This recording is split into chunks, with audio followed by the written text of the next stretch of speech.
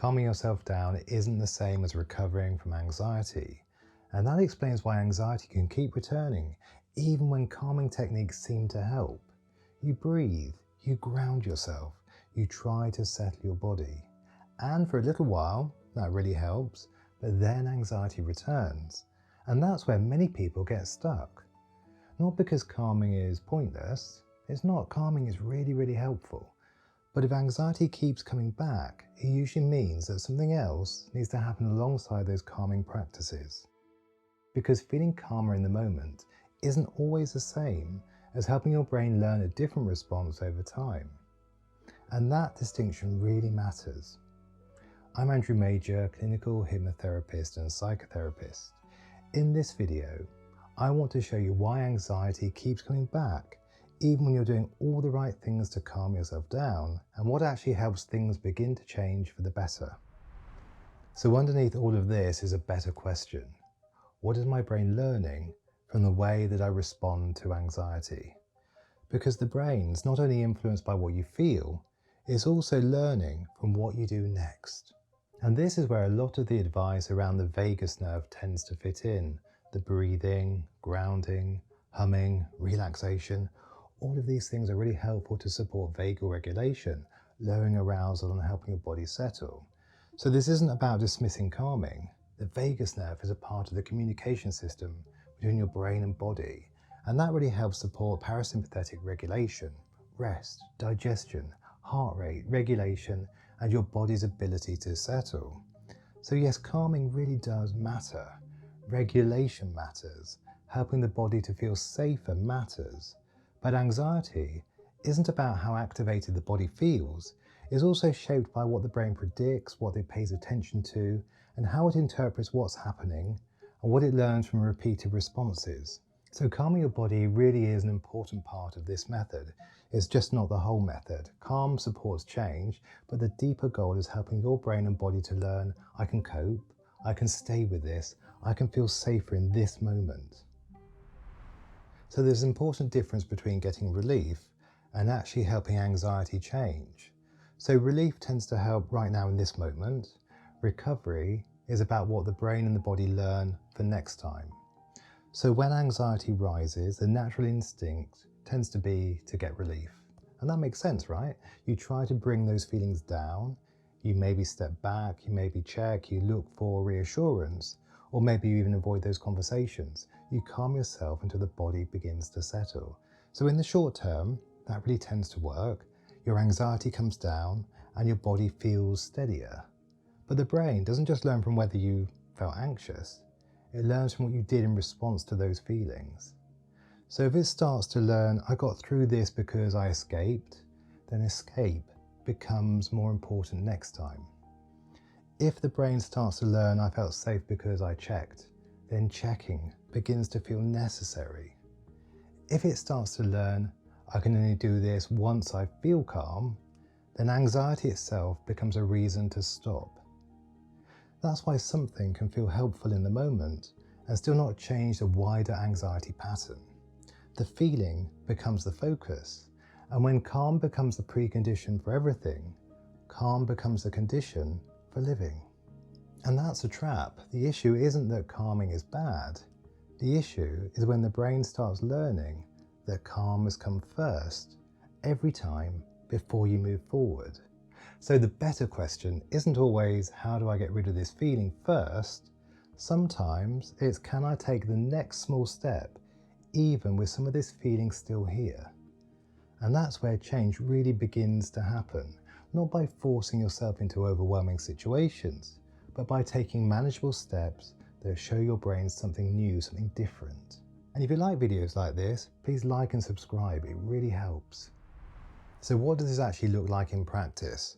So what tends to help anxiety change over time isn't just simply calming down, but helping your brain and body to experience something different when that anxiety shows up.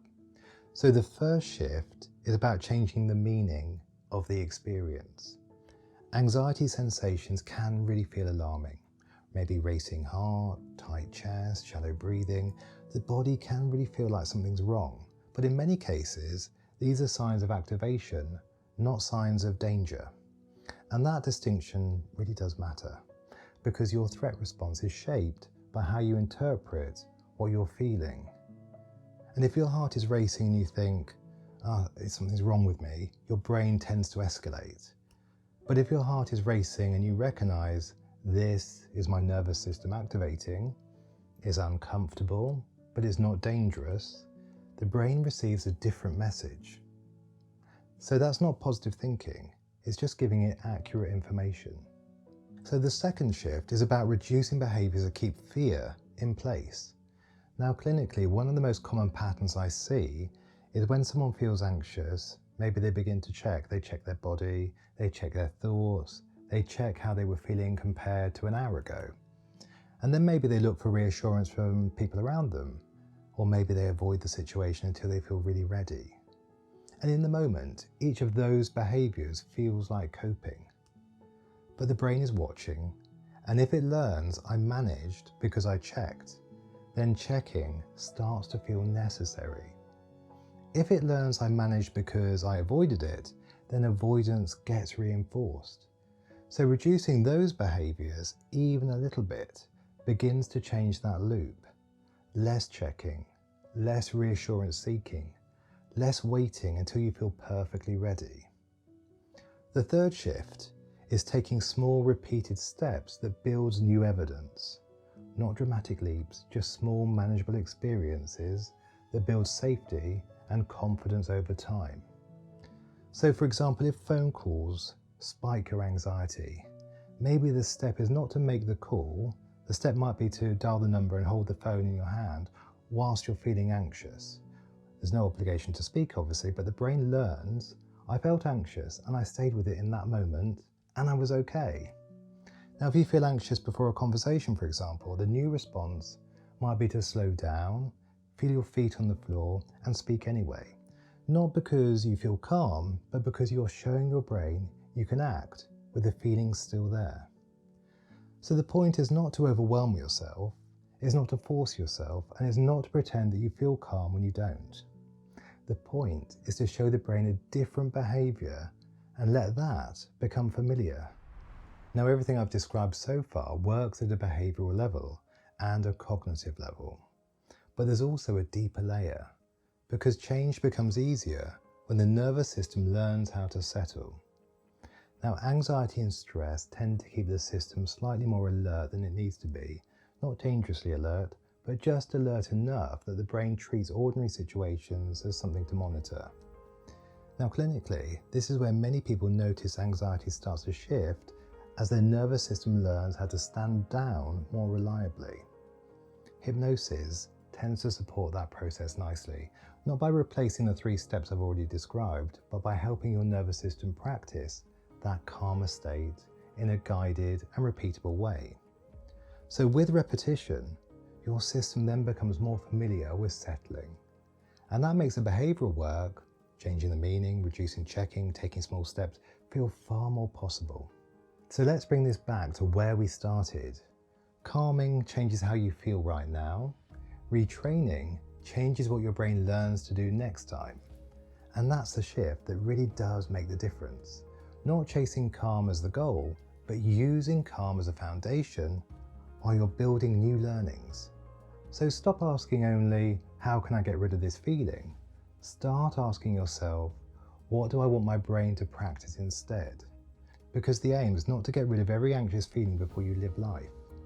The aim is to help your brain and body learn again and again that anxiety doesn't have to decide what happens next. And if you want to experience a guided hypnosis session that can help your brain and body practice a new response to anxiety, get comfortable and watch this video next. And remember, be kind to yourself, and I'll see you in the next video.